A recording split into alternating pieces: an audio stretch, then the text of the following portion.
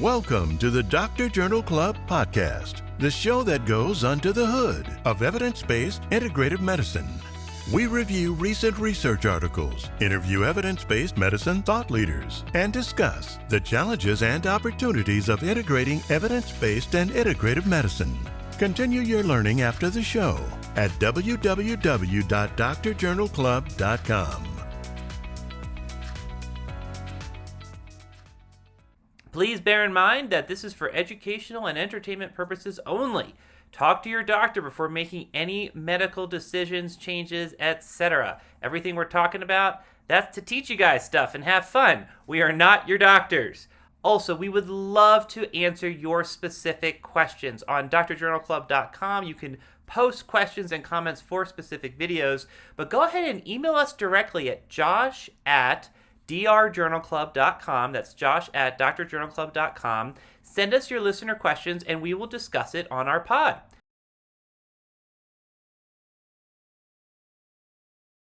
All right. Hello, everybody. This is Josh and Adam. We are going to continue our discussion of the homeopathy debate, which should be quite interesting.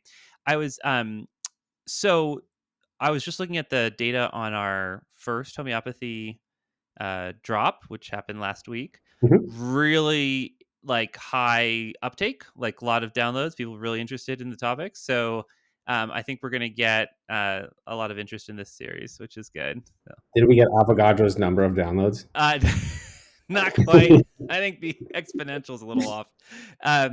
But we'll get there. We'll get there in our slow quest to take over the world. So I did like that one.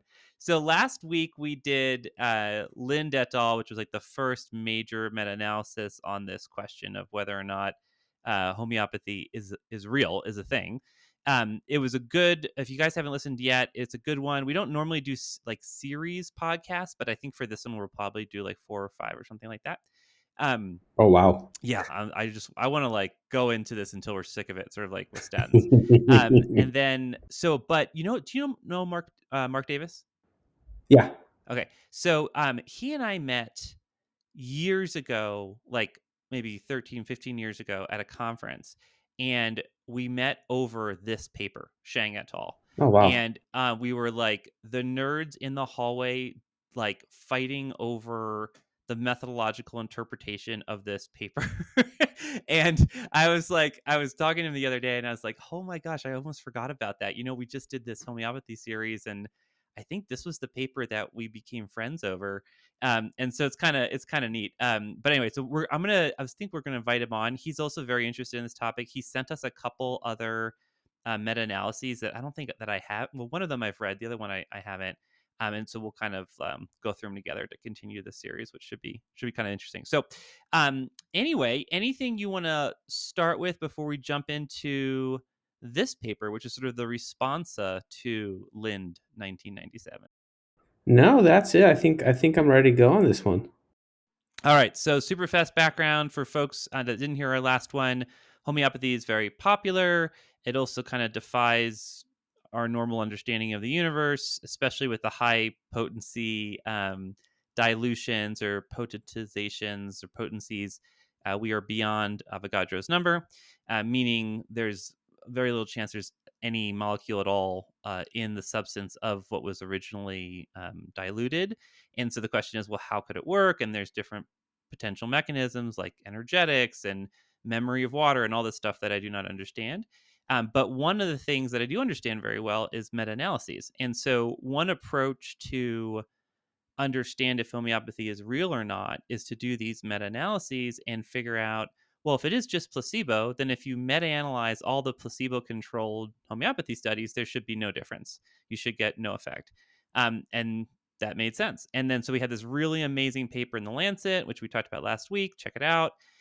Which was very, very high quality and basically said, well, turns out when you do that, there is an effect. It is statistically significant.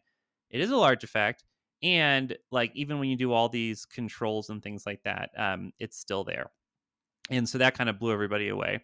And then what we're going to talk about today is sort of this responsa paper, Shang et al. So the fast summary from Lind is that there was about 90 study. I think there were 89 randomized controlled trials, placebo-controlled trials. Um, there were high quality and low quality studies. When you just look, there was a large effect when you meta-analyzed everything together. When you just looked at the high quality studies, it was a lower effect, but it was still there. It was still statistically significant.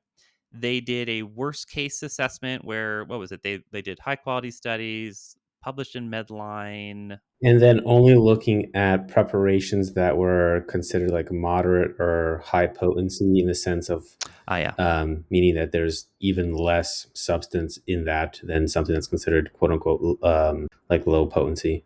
Right. So that's a good point too. Is that there are forms of homeopathy that use quote unquote low dilutions, which have higher concentration of the substance that are not beyond Avogadro's number. So the argument always was, well, maybe homeopathy works for those because there's like real stuff there that can have an effect.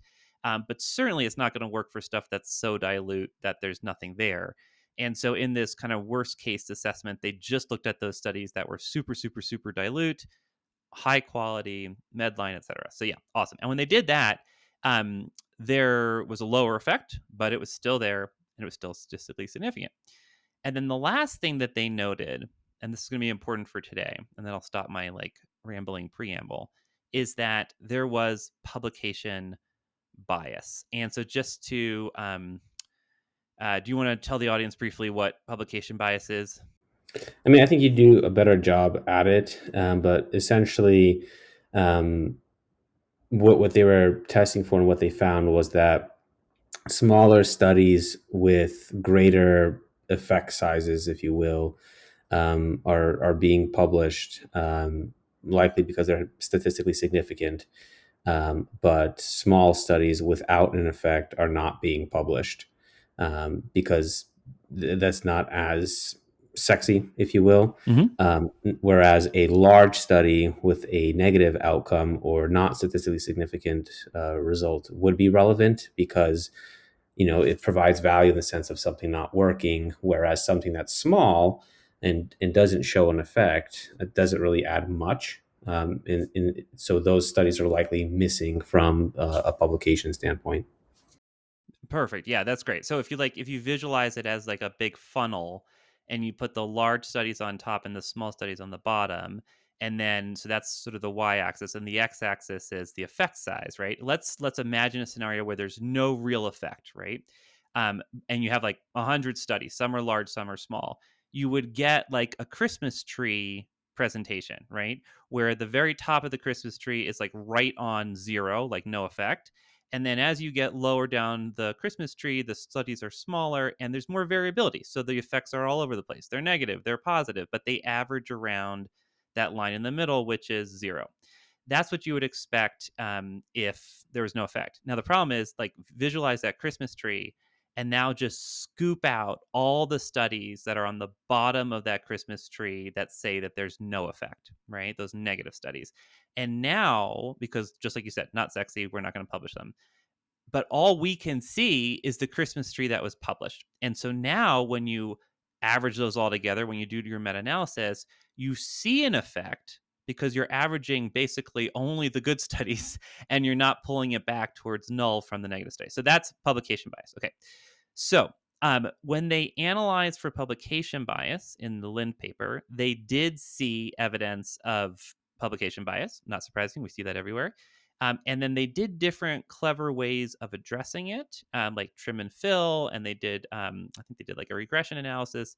And what they found is that, yes, that lowers the effect. And it got pretty darn close to not statistically significant, but it was still statistically significant. Okay, so that is sort of the summary of Lind and the background leading into Shang. Any comments, insights on any of that before we move forward? I guess one thing I would say is even though they still found an effect and it got closer towards no effect, with these, there's still always the possibility that finding an effect was due to chance. And even if it may be unlikely, what are your thoughts on that study of, even though that they did everything to try to essentially find no effect and they still found an effect, how much of that do you think was due to chance? Um, Chance, I think it's very small. because you had especially with your the primary analyses, you had very tight confidence intervals that were very well beyond the no effect line. I think I don't know what the exact p-value was, but it was probably 0.00001 or something like that. There were lots of studies with a large effect size. I think chance causing this would be extraordinarily unlikely. I think that the argument that, well, this is okay, that's perfect setup for this paper. So basically this was published in the Lancet, which is the biggest medical journal in the world, and everyone freaked out, especially the meta-analysts that were doing methods, because they're like, they didn't believe that this is real. And so they said, if our work, if our methods can't find that this isn't real, there's something wrong with our methods. And so it's hilarious. I had a few like back channel conversations with some of these guys, and they were all guys. And it's been quite interesting. It's literally like the way they talked about it. And in this, there's this wonderful book called Systematic Reviews in Healthcare, published by the BMJ, where they sort of talk a little bit about some like reading between the lines analysis between 97 and this new paper. And this is the gist of it. Is after this came out, everyone freaked out and they did all these other analyses, and this was the conclusion that they reached. It was, yes, there is quality issues, risk of bias issues. There's risk of bias issues in all of medicine. And when you address that, the effect is still real, meaning when you only look at the high quality studies. And yes, there's evidence of publication bias. And when you address that, it still looks like it's real. However, what they didn't do is correct for both. And they are like together, Mm-hmm. not independently. And they were arguing that there was evidence that both quality of individual studies and missing studies from the publication record were playing a role, and they should be addressed concurrently. And that's what Shang was all about, is what are some clever ways we can think of to address both of those together, and will that effect survive that kind of analysis? And that's essentially what they did. So, well, just the super fast lead up to that is, it was a standard meta-analysis. They updated the search that Lin did in 97. And so instead of 89 randomized control trials, they found over 100 now, something like that. I don't let me actually see. Yeah, it was 110. 110. And what they did was they searched 19 databases between 95 and 2003 without any language restrictions. Yeah, so really extensive search. And we were impressed with the search in 97 as well. And they basically took that and updated it and took it even further. So yeah, so they found 110 randomized placebo-controlled trials of homeopathy. So larger data set makes sense. It's been 8 years since the last paper. And then they said, okay, so we got 110 studies. We're going to do basically all the same analysis that Lynn did, the same setup, the same compartmentalizations of high risk, worst case, etc. Mm-hmm. And when they did that, they found, on initially similar results, right? A large effect when you do a standard meta-analysis, smaller effect when you look at risk of bias and all this, but all statistically significant. Now, here's where it differs. They then said, okay, this is how we are going to address this issue. They did two things. One, they just looked at the largest studies from the meta-analysis, and their argument, the largest quartile, I think, or quintile, and their argument was, these studies are going to be the least likely to be shifted based on publication bias. And when they did that, the effect was not statistically significant. But that was only like 8 papers or something like that, when they just limited it to the largest studies. Then they said, well, let's do another way of looking at this also, because that's just 8 studies, right? So that doesn't seem right. So they did this weird regression where, again, if you visualize this as like a funnel plot, meaning like that Christmas tree, and you drew a line, they said, well, let's draw a regression line, and it's going to be most skewed at the bottom because that's where the things flare out from this apparent gap in the literature. And we're going to draw it all the way up to the top where the largest studies would be. And we are going to estimate, based on this regression line, what the effect would be at the largest level of study. So it's interesting. It's not just meta-analyzing the largest studies, it's using all the studies, but drawing them out down this line to as if it was the largest study. And this was their kind of novel way of saying, we're going to be informed by everything, but apply it only to the largest ones, if that makes sense. So that was sort of like their second way of doing it. And that also was not statistically significant. Now, the story I heard back channel was that they submitted this to the Lancet, and the Lancet, to their credit, was like, no. Like, nobody does that. And that's true. Nobody does that. And no one's done it since. I've yet to find it in any other paper. I think they tried, the same group tried to do it on traditional Chinese medicine, but like that was it. And just nobody does that. And they're like, we have zero idea if this kind of like this particular approach, but B, like this strict of basically adjusting for two things at once would hold up anywhere else. So what they said is, you need to show that this doesn't also negate the effect of conventional medicine, right? Because there's like no control group here, essentially. And so they went back and they applied the same analysis to conventional medicine. And this was sort of a clever design where they basically said, okay, we have 110 homeopathy studies. We're going to pull 110 randomized placebo-controlled conventional studies.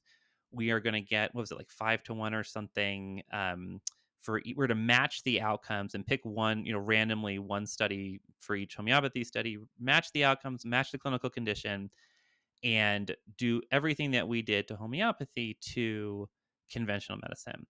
Meaning, if they did, if they found a trial of homeopathy on like acute respiratory tract infections, then they also tried to look for a similar randomized controlled trial of a medication for acute respiratory.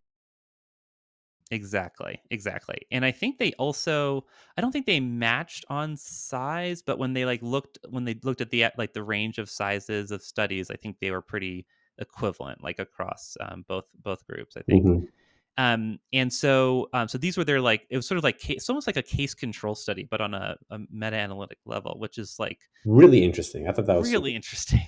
Yeah, really interesting. Like, the authors on this paper are like some of my heroes, like Egger. You might know his name from like the Egger's regression, which Mhm. is literally the statistical test for publication bias, the Egger's regression test. Yep. And then Jonathan Stern is like a hero of mine as well, like literally spearheaded risk of bias 2.0 for Cochrane, has done a zillion other things. So these are good, these are interesting folks. And what's interesting too is all the stuff that they later developed that like is now standard in meta-analysis, like risk of bias and publication bias assessments. Like, it's almost like they were just testing them out, like this is early iterations, like before it was even a thing, and they were using it in this paper, which is kind of cool. So anyway, where was I? Okay, yeah, so it's a basically case control study. And when they did that, they found some interesting things. They also found that conventional medicine looks like you carved out a bunch of your Christmas tree. Like, there was evidence of publication bias in conventional medicine. Not surprising. We know it's a huge issue. There was a lot of crummy studies in conventional medicine. Not surprising. We know risk of bias is a major issue. Interestingly, the studies of homeopathy, like on like a 2-1 ratio or something, were like higher quality, right? I think it was a little bit more than that. Let me actually bring it up here. I think it was, yeah, it was 19%. Yeah, basically 2-1. It was 19% of the homeopathy trials were considered high quality, and only 8% of the conventional medicine. Yeah, which was really interesting.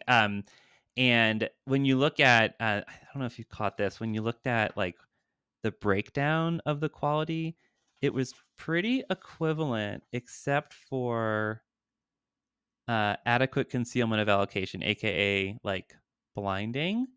Um, well, not necessarily aka blinding.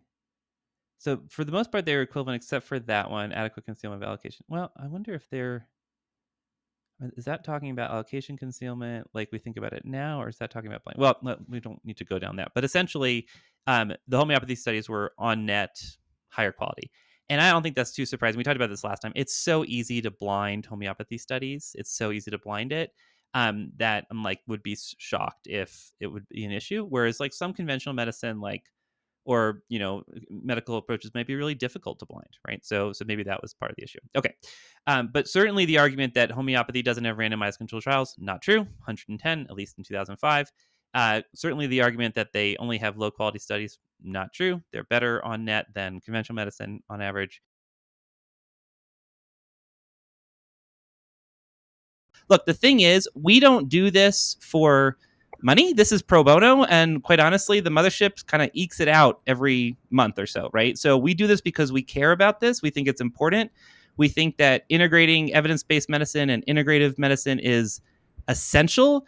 And there just aren't other resources out there. The moment we find something that does it better, we'll probably drop it. We're busy folks. But right now, this is what's out there. Unfortunately, that's it. And so we're going to keep on fighting that good fight. And if you believe in that, if you believe in intellectual honesty in the profession and integrative medicine and being an integrative provider and bringing that into the integrative space, please help us. And you can help us by becoming a member on Dr. Journal Club.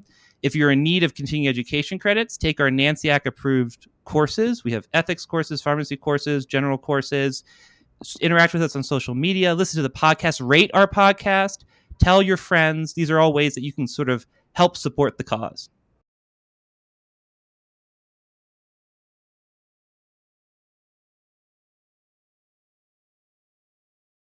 Also, I think one thing that's important to recognize is that they match the studies without knowledge of the results of the study. Ah, that's good. So it's not like they were cherry picking. They weren't cherry picking like the studies to match to.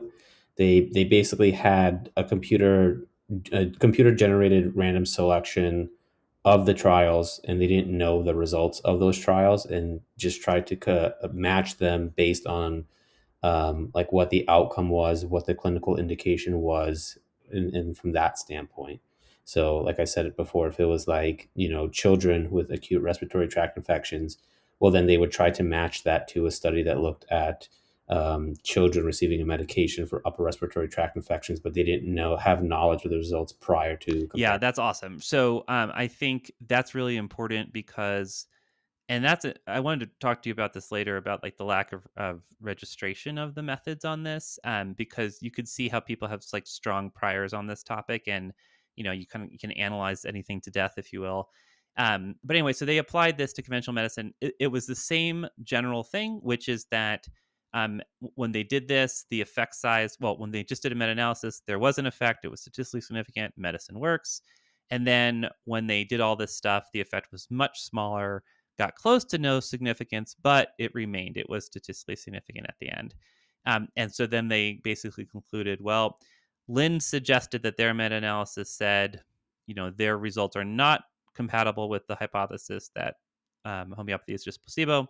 And then Shang basically said, our results are in line with the hypothesis that they are placebo, and that the effects that you see in the literature are resultant from risk of bias on an individual study level compounded by publication bias Mhm. in a evidence universe level.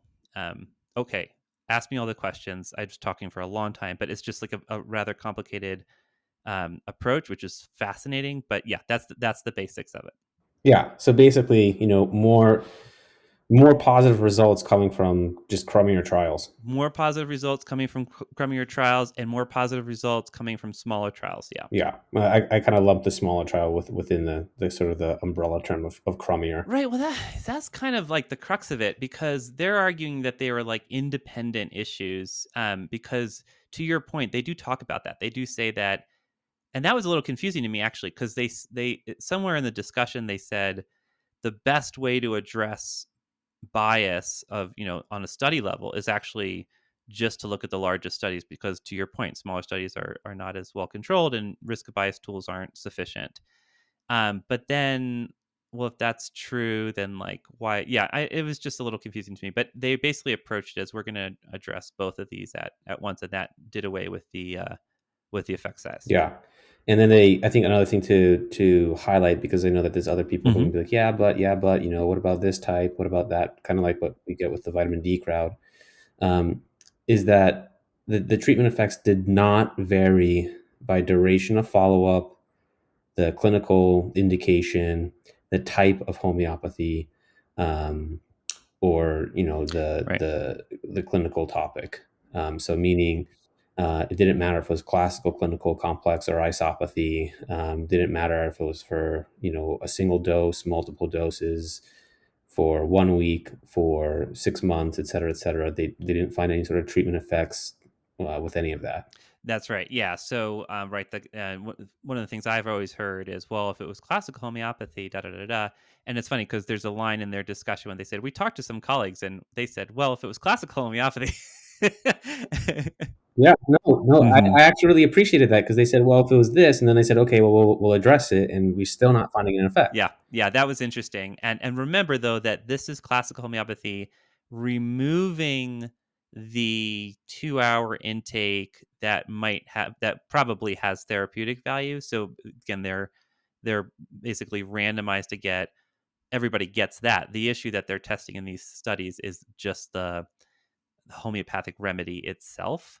So, yeah. Which only strengthens the argument that it's just a placebo because you're removing it from the theater. Yeah, exactly. And in mixed company, we say non-specific effects, not placebo effects, non-specific effects of intervention. Sure. But but yeah, exactly. Like once you remove the theater of medicine, the non-specific effects of intervention, it's just that pill. Is there an effect? And so they're saying that effect can be negated with this approach. So lots of interesting things. Oh, I want to make one. I want to do make one more methods point, and then let's talk about like what this means and is it fair how they did it and all this sort of thing. The only methods point is they had this very interesting comment in the discussion that I don't think I noticed when I read this last years ago, which is they were basically arguing this publication bias issue is a phenomenon that you see across medicine, but you can't see it unless you have massive numbers of trials, like over 100 studies. And so they said, like, for example, if you just looked at, I think they used the upper respiratory infection example, if you just looked at the homeopathic studies in upper respiratory infection, there is an effect. And if you looked for this Christmas tree effect, you wouldn't see it. It doesn't look like a Christmas tree with a gaping hole on one side, and you would assume that it works. And their argument is the alternative hypothesis is there is publication playing a role here, but when you get in these nitty gritty, like just the 5 studies on this, you can't see the evidence of publication bias, and then so you're basically defaulting to a better assumption. And this is sort of an interesting thing. And when you look at publication bias studies analyses, the argument is you really need at least 10 studies to do this, and it's underpowered otherwise.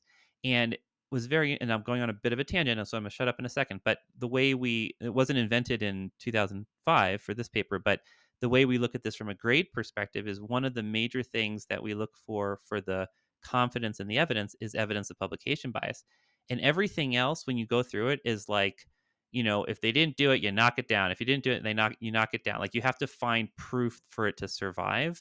But for the publication bias one, it's like you don't knock it down if you don't see evidence, but you need a lot of studies to see evidence. So it almost is like the smaller number of studies in a meta-analysis will get a pass on this because it's impossible to see evidence of it. And their argument is you might want to consider, looking at things on a larger level. So I thought that was kind of curious.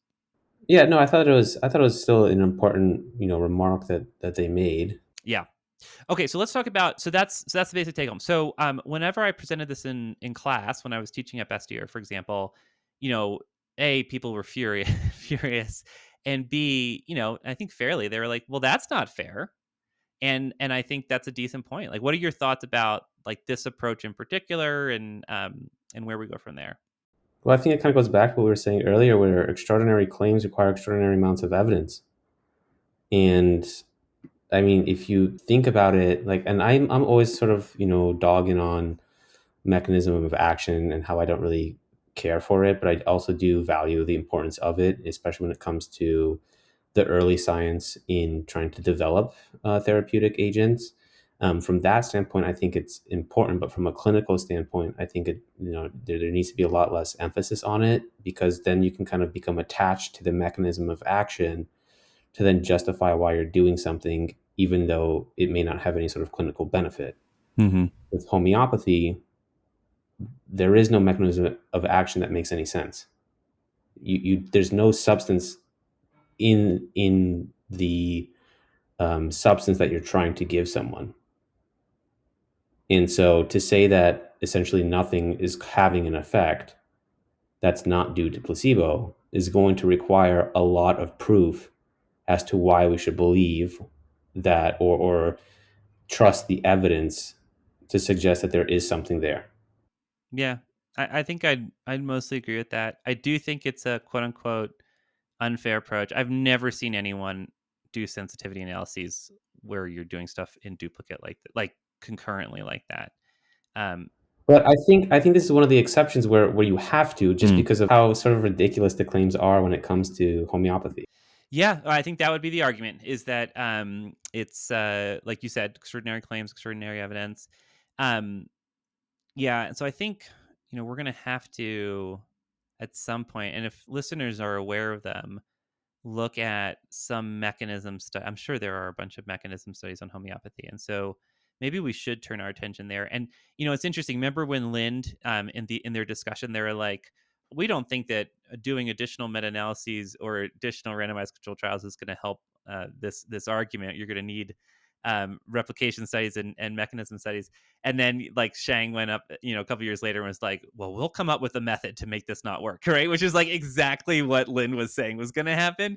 And they're like, "Yeah, you're not going to convince anybody, and so you need to look at it this other way." So yeah, it'll be curious. I think we should transition to that. Yeah, yeah. Before we transition, I do want to say too that in the discussion, these authors also talked about other studies that had similar results to their findings, and one that they pointed to was that there was a study of 23 trials of homeopathy that looked at studies that were implementing high methods, and found that only a few trials that actually used objective endpoints, Mm, all of them were negative. yeah.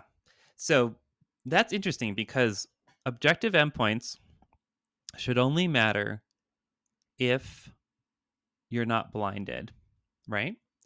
And so it's interesting that because in theory, when you do your risk of bias assessment, you're looking at blinding. And they're saying that when you look at high quality studies, presumably there's adequate blinding, but they're still saying this. And so maybe this goes to Shang's point, which is that the risk of bias tools are just inadequate. Hmm. And they said this before we got the Cochrane risk of bias tool, and then now Cochrane risk of bias 2.0. But maybe even now they would argue that our current tools for risk of bias are inadequate, and there might be quantitative approaches that are better. These folks clearly come from the quantitative camp anyway. That's a big debate in the Cochrane world. But yeah, I don't know. That's a good point. And it doesn't make sense to me that that would be true unless we're basically saying the risk of bias assessments are inadequate and there is still unmasking or something like that going on. Um, yeah, if that makes sense. Yeah. And then one last thing, and I thought that this was sort of a healthy conclusion. Even if they were coming into this with some priors, I did like how they kind of ended the paper of saying, rather than doing more placebo-controlled trials, more effort should be used to focus on the nature of the context effects and on the place of homeopathy in healthcare. Yeah, right, exactly. And I think that makes sense. And I think a lot of people get benefit from these like long intakes. Although I have to say, I was required at Bastyr to go as a patient to a homeopathic intake, and as you know, I was not a fan, and so I did the one required one, and that was it. But it was like traumatizing for me. So this is like an end of one anecdote, but like they spend 2 hours like digging into your soul, and it was like I did not. It's just it was like quasi counseling in that like they go really deep, but it feel like they didn't have like the counseling training to like keep it safe and package it up at the end. It was just like, okay, now that we've shown your soul, we're gonna go find your remedy type of thing. See you later. And so I just remember feeling like very uneasy. That being said, like I think a lot of people did not have that experience, and it was a teaching hospital, so It wasn't, might have just been an inexperienced student or something like that. But so, yeah. Anyway, so I think we're going to have Mark Davis on to talk about some of these other metas. One of them is to the replication point. I think he was saying there was a meta-analysis of a single study group that did a bunch of studies and I think replicated and did a meta-analysis. So that would go to that replication argument. And then I think we're going to have to find some good summary paper on homeopathy mechanism studies. So Adam, you and me, that's our homework, to find something in the interim. And any listener that's listening that knows this stuff, I think that'd be great. There are some really, really great, brilliant homeopathy researchers that I discovered in my quest to understand the challenges that is homeopathy. One is Iris Bell. Her randomized controlled trials are brilliant, and I think she's done some mechanism studies too. So that might be someone for us to look at as well. Cool. Sorry I dominated today. Any comments, last minute things you wanted to bring up, Adam? No, the only thing I would just say is I know it can come off as crass and a bit direct, and by no means do I have any sort of intent to disrespect those who use or practice homeopathy, but just more so to get people to think about sort of the evidence regarding homeopathy. And the good thing about evidence-based medicine and working with numbers is that it really shouldn't um, stoke an emotional reaction, although I certainly can see why it would cause people to be upset or happy or kind of um, play into their biases coming into it from either direction. But I do think it's important to recognize what the evidence is showing. Well, so I think that supports the homeopath's argument, because honestly, the Shang paper is a bunch of methodologists trying to find a way to disprove it. But if you looked at it from any other conventional evidence-based medicine approach, there is a large statistically significant effect that survives sensitivity analyses. So I don't know, man. I think honestly, if you look at the evidence with with eyes that are fair, there's no reason this shouldn't be a thing. Now, another question is um, is it on an individual clinical outcome level? Do we have enough evidence that there's something that works? But we're talking about is this real or not? And which is a bit of a different issue. But yeah, so that's the thing. I'm finding myself to make my worldviews work. So I've got this worldview that homeopathy can't be real, and this worldview that I trust evidence-based medicine approaches. Maybe this is why I'm so obsessed with this, because I feel like this issue highlights the cognitive dissonance between these two worldviews in my mind. And I'm when I use a standard evidence-based medicine approach, this should be a thing, but it can't be a thing. And so I'm going to use all these fancy stats to explain it away. And that's okay because of priors and because of Bayesian and because of extraordinary claims. But is that so? I don't know. So I just feel I don't know. I'm still clearly torn on this thing. Yeah, I don't. I mean, I think people know where I stand, but yeah. Yeah. No, fair enough. Um, yeah, and I was definitely where you were when I was well, certainly in school and going to these conferences and pigeonholing the what's that the right word when you just attack someone after a talk and don't let them go to the refreshments because you have a zillion questions. Trying to figure out the backstory of this study and tracking down random excerpts in random chapters of other books. But back then I was this isn't real and I want to understand why. Now I think I'm just a little less I don't know, I still think it's unlikely, but I feel I'm less certain in things the older I get, that it's there's lots of stuff that I don't understand.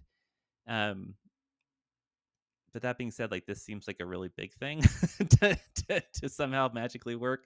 I mean, we got to figure this out. They argue for this memory of water thing, that there's some the water molecules stay in formation and it somehow survives succussion. But then again, it's okay, that's an extraordinary claim. You have to prove it. Yeah, no, exactly. So I'm really You curious to can't. see we need like a good review of these like mechanism studies, because it's just like, and if someone tells me quantum physics, period, I'm gonna lose my freaking mind, right? Like that's always, I feel like that's always the argument for things that people don't understand, is like, well, quantum physics. And they're like, well, what is that? What is that even? Okay, Oppenheimer. What is that even? Like, what does that even mean? Right. like, give me a little bit more. So anyway, so I think it's I would like to know what these studies say, and I haven't looked at them yet. So that'll be a thing. We got to find a review paper, ideally from an unbiased perspective, on mechanism studies. All right, homeopaths, if you're listening, please send us your data, send us your studies for us to take a peek at. All righty. Should we leave it there? We should. All right. Take care, everybody. We'll talk to you next time.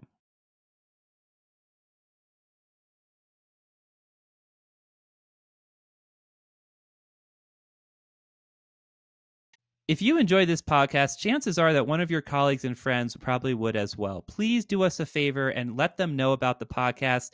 And if you have a little bit of extra time, even just a few seconds, if you could rate us and review us on Apple Podcast or any other distributor, it would be greatly appreciated. It would mean a lot to us and help get the word out to other people that would really enjoy our content. Thank you. Hey, y'all, this is Josh. We talked about some really interesting stuff today. I think one of the things we're going to do that's relevant, there is a course we have on Dr. Journal Club called the EBM Boot Camp that's really meant for clinicians to sort of help them understand how to critically evaluate the literature, et cetera, et cetera. Some of the things that we've been talking about today. Go ahead and check out the show notes link. We're going to link to it directly. I think it might be of interest. Don't forget to follow us on social and interact with us on social media. At Dr. Journal Club, DR Journal Club on Twitter. We're on Facebook, we're on LinkedIn, et cetera, et cetera. So please reach out to us. We always love to talk to our fans and our listeners. If you have any specific questions you'd like to ask us about research, evidence, being a clinician, et cetera, don't hesitate to ask. And then, of course, if you have any topics that you'd like us to cover on the pod, please let us know as well. Thank you for listening to the Dr. Journal Club podcast, the show that goes under the hood of evidence-based integrative medicine. We review recent research articles, interview evidence-based medicine thought leaders, and discuss the challenges and opportunities of integrating evidence-based and integrative medicine. Be sure to visit www.drjournalclub.com to learn more.